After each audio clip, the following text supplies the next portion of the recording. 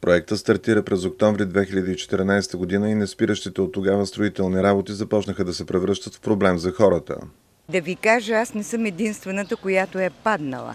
Паднах веднъж, друга моя позната си счупи кръка, трета си счупи ръката.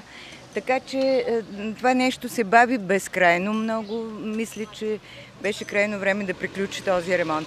Освен от опасните за здравето маршрути през центъра, гражданите имат и други поводи да недоволстват. Аз не съм архитект и не разбирам много от строителство, но прави лошо впечатление, че насища се центъра с такива статуи, много бетон.